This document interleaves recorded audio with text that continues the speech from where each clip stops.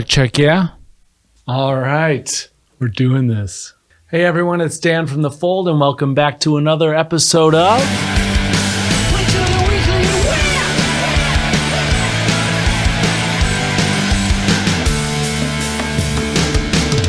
Bow!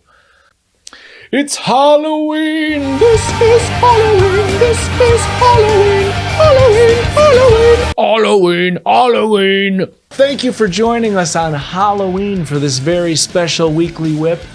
I don't know why you guys are watching this on Halloween. Get outside, trick or treat, wear a mask, don't touch anybody, stay 6 feet apart, follow the rules. I'm so sick of the rules. You know what the beautiful thing about YouTube is? This is going to be out there. You can watch it on Sunday. I don't care. Just make sure you watch it. If you're just stumbling in here like a hobo on the street, make sure you click that like button, subscribe to this channel, and click that bell so you never miss another notification. Moving on. This week's going to be a little different, friends. Week 13, we are going to do something called a mailbag. You familiar with this concept? The mailman brings the mail, you open the mail, you answer the mail. Same idea. So it's no secret I've had a lot of questions accumulating over on the Discord community. If you don't know what that is, we have a Discord community called The Fold Discord. The Fold Community. The Fold's Community Discord. The Fold's Discord community? I don't know, but I'm going to put a link below this. Anyway, moving right along. I've had a lot of questions come in. I don't get to all of them, so I'm just gonna jump in. I'm gonna answer one after the other, just like this is a live video on YouTube, and here we go. See all the pins. Okay, I've pinned a bunch of questions. I'm gonna start answering these for you right now. Here we go. Is there a whip you specifically had the most fun making? All right, put on my thinking hat here. I would say it's definitely the Shintaro Dungeon Whip. I know that's the easy answer, but we had a blast making it. It was the first time we really felt like, instead of just being forced to come up with something, we felt like we were being creative. It was Nate, George, and I. We're kind of the A-team currently, and we're just having a ton of fun in the studio. As I've said in, I believe, a live video before, we had a lot of fun coming up with that ending, taking it to the fast beat at the end, and we just pictured you guys listening to it, and what would make a fan lose their mind? What would make the average Ninjago fan just really excited? And it made us excited. We laughed a lot, we fist bumped, we hugged, might have kissed some cheeks, and it was a lot of fun. So I'd say it's Shintaro Dungeon Whip. They're all fun in their own way. Some of them were more, one person taking the lead. This was a group effort, and for that reason, it is my most fun studio experience. If you were in the Ninjago universe, what role would you take? For example, Ninja, Samurai, Overlord, Nindroid, Elemental Master. I think I gotta go with Elemental Master. I talked this one over with my son a little bit. He said maybe I'd be a Nindroid. I don't know what he meant by that. I kind of took a little bit of offense. I gotta go with Elemental Master, and I gotta go with Electricity. So Jay, I see you. All right, I hear my dog walking upstairs. Hi, Cassie. How do the whips get named? The next question. How do the whips get named? That's a great question. Generally, we have not named them. These past 2 or 3 we did name. And I'm not sure if that's just because they like us more now or what that's about. But sometimes we'll have a working title that doesn't end up sticking, i.e. the Hollow Whip. What's up, Hollow Whip? What's up? It ended up being called the Rift Whip. We were calling that the Hollow Whip the entire time. I've talked about this before on the channel. I thought that was a really cool name. For whatever reason, we were less familiar with that script for Departed, so they said, no, it's going to be called the Rift Whip, and we said, okay. The Arcadian whip, I believe, came along late. I've mentioned this on here. We were calling that the 64-bit whip or TurboGrafx 16 whip or something like that. It ended up being called the Arcadian whip. And Shintaro Dungeon whip, we were just calling the Shintaro whip. And Tommy came in late with the idea of adding the dungeon to it. And we said, hey, if that fits the script better, cool with us. But yeah, that said, historically, Ninjago or the music director Yepa have told us what they're going to be called. More recently, we've been more involved with the titles, which has been fun. All right, Electro Harmonics Big Muff. I take it this guy's a musician. He said, what were your influences when you started? Great question. For me, I'm a drummer, so I go back to some of those influences even, like my early punk rock days. Bands like Face to Face, huge influence for me. They're a band out of California. A band called No Effects. Just we'll always have that kind of energy in our music, whether it comes from the drums or the guitars. George and I very much grew up on those bands. So I gotta say some punk rock. There's a band called Fountains of Wayne that actually one of the members just passed away from COVID, but they were always a huge influence for me. I love the way they take funny lyrics and make them serious, whether they sound more sad or beautiful, but their lyrics are very tongue-in-cheek, and I love that about Fountains of Wayne. So that's another one. And then bigger picture stuff, I love songwriters. I love Billy Joel. I know that's gonna make me sound like a boomer, but I love him, the piano man himself. He just has managed to write so many great songs over the years. He tends to ignore genre, which I absolutely love. If you listen to his music, just listen to like his top 10 hits, and they're all over the map as far as genre goes. There's a piano song, there's a pop song, there's a doo-wop song, there's a very heartfelt ballad, all sorts of stuff in Billy Joel's songs. And I know it's going to be confusing because they almost have the same name, but Green Day, their singer's name is Billy Joe, J-O-E. Love Green Day. Back to that punk rock thing. Just a band that I'll always go to as a well for inspiration, and there's so many of those. Which Ninjago character are you most similar to? I used to think Kai. I had a red shirt that I loved back when we filmed that video. This is a Kai tribute right here, so that kind of answers that. But and nowadays, as I learn a little bit more about the characters, I gotta go with my boy Cole. He just seems like the most well-rounded to me. He can be proud at moments, but he always learns his lessons. He's strong like the earth. And I really just identified with him, especially this past season with losing his mother. That's something George and I went through at a younger age, and just feel for the guy. I'm rooting for him, you know what I mean? So I got to go with Cole. And that ties in perfectly to the next question. Flameless Ninja Girl asked, what is the most difficult challenge in your life thus far? And I'm tempted to say just trying to make this music thing work over the years, because it is hard and I would not wish it upon anybody. But I gotta say, losing our mother also would be that challenge. It's just one of those things that really put life in perspective in a way that I wasn't ready for, but ultimately made us stronger people.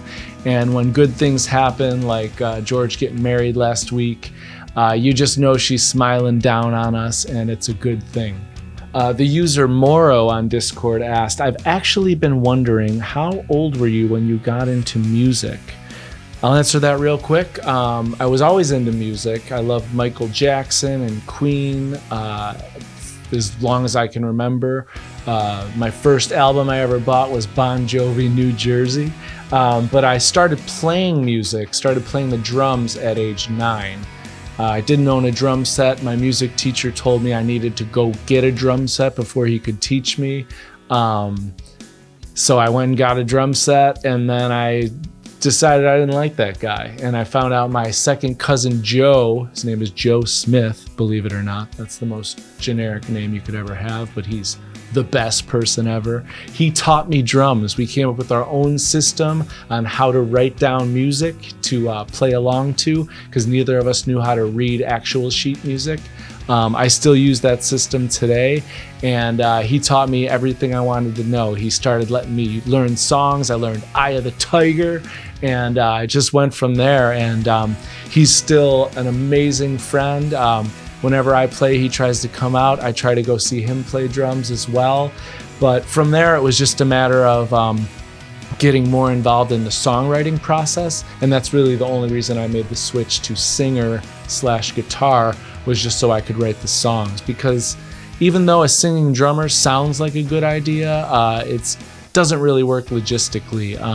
Sound guys hate it because the snare drum is so close to where the microphone would be, and there's just all sorts of echo and problems with that sonically. So I moved to vocals just so I could be a part of the band in that way, singing, songwriting, and never really looked back. I love my drumming background. It helps me a lot when I'm going to do a demo. I can demo something from pretty much start to finish. I get George involved to make the guitars cooler, and obviously the lyrics and melodies cooler, because we're a team like that. But I can pretty much bring an idea into the computer and get it kind of shaped up, which I love. She continues, did it start by playing an instrument, making beats with your hands and pens in school, just whistling and humming, rhyming on paper, expressing your feelings? How did it begin? When did it begin? What a thorough question. And I love the way you said that, because that's almost identical to how it went down. Like I said, I didn't have that drum set at first, so I was tapping on everything. I stole my older sister's drum pad, which is just like this little rubber pad, and her drumsticks, and I was using those for a while. And everybody who ever sat next to me in school, I am so sorry. I was tapping with those pens every day. The teachers didn't know what to do with me. I was a mess. And ultimately I got a drum set and I kept playing, so it worked out. But I do feel for those people who had to sit next to me. I'm sorry. I'm the most annoying desk mate you probably could have ever had. And she continues, as a kid, did you ever actually think about becoming a singer? And if yes, were you thinking about joining and making a band or being an indie singer? I think it was always band for me. I never really thought about being like a solo artist. I still don't think about that. Like I said, it wasn't so much singing until I was in like around 20 years old, actually. It was the first time I ever thought about singing. If you have some written words, this is the final part of her question. Thanks, Moro, for the thorough question. If you have some written words from your childhood stored, would you share them with us? Sure, I will. I remember going to see a play as a young child called The Hunchback of Notre Dame. And I remember there being a very beautiful melody in that play. And I can't remember what it was right now, but it inspired me to sit down at a piano and write something that went like this. I remember it. It was, and I'll join you someday, and what we had will remain. Then we would have known what it could have been. So, kind of elementary. At the time, I really thought I was onto something. It just struck me as like, that's the most beautiful melody I've ever heard. And the fact that I wrote it really was special to me. I don't know if it's great or not. I never know if something I'm writing is great, but that's something I wrote probably age 12, and I still remember it. So that's saying something. Will you ever do Hangouts videos or something similar again? I remember being on Google Plus back then, and they were great. Yeah, honestly, I think it's just kind of the fads that come and go. There's been Periscope, Google Hangouts, there's YouTube Live, there's this Discord thing.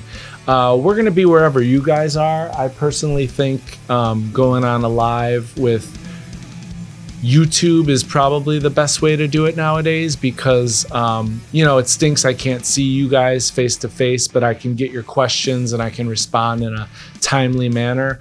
So that works right now. I think the other ones get a little bit hectic, to be honest. I don't like having to mute you guys just so I can get an answer out. And I'm a little scatterbrained already, so I like YouTube for this. I'll probably be doing those lives quite a bit more because it just seems to work. World of the Fold, she runs our Instagram fan page, says, generally I have a million questions, but one is important, and I've prepared for this one, so I wanted to make sure I get to it. I want you to talk about your albums, Not of This World and Rarities. What are those songs about? Well, Alex, I believe you're talking about this one. This probably isn't what it looked like if you saw it anywhere. I actually have these super old school printouts. So this was the cover, Not of This World by The Fold. And then you're just looking at the back cover, that's the track list. But this was an album I put together totally by myself. Some of the songs made it to our first album on Tooth and Nail, like I Believe You and Once and For All was a B-side, I think, when we put out a CD single. Revisited is a song that ended up making actually Secrets Keep You Sick, so that one we tried recording on This Too Shall Pass, didn't like it, saved it for Secrets Keep You Sick. But yeah, this is an album that I made. I've talked about this a little bit on the lives, but we had a few iterations. This was the poster from those days. Who's that guy? There I am on the side. So I was just kind of doing my own thing. So I was writing a lot about my faith and just the changes I was going through in my life. I was newly married, so just a lot of exciting things I was writing about and going through, and kind of my whole worldview changed a lot around that time. So it was neat to write those songs. Definitely was kind of where I found my place as a songwriter. That's Not of This World. And then Rarities was just kind of just like it sounds. It was like songs that didn't make that first album, but I thought we could actually, I'm sorry, I'm remembering this wrong. Rarities was from before Not of This World, and those were songs that came out that were not on The Fold's very first EP, which was called kind of self-titled. We had a lyric on there that said "Feeling Like Failure Now." There was a very first version of The Fold in 2002-ish, right before I broke up the band. I quit my own band, you guys. I quit The Fold. I quit The Fold in 2002. When I became a Christian, I just wanted to take a break. I've talked about this in a live as well. And so there were some songs left over that was put out on an album called Rarities. And really they were just kind of songs that didn't make that first EP that The Fold put out in maybe 2001, 2002. So Fold makes an EP. Fold isn't doing so well. We release Rarities because they're leftover songs. I quit the band. I write Not of This World all by myself, and I produce it by myself, and that's out there in the world. I slowly start to put together a band of like-minded people. That was Mark Rhodes, Keith Mokel, Aaron Green, and myself. And we make our first album, This Too Shall Pass, and get signed to Tooth and Nail. Some of the songs from Out of This World make that first album. One song makes two albums later, Secrets Keep You Sick. So that's the long and the short story. Wouldn't change a thing. And that's about it, you guys. There were some other questions, but this has turned out to be quite a lengthy one, so we'll leave it at that. Hey, this was a little different, but I had fun. Did you have fun? Happy Halloween. Go get some candy. We'll see you next week. Same time, same channel, slightly different whip.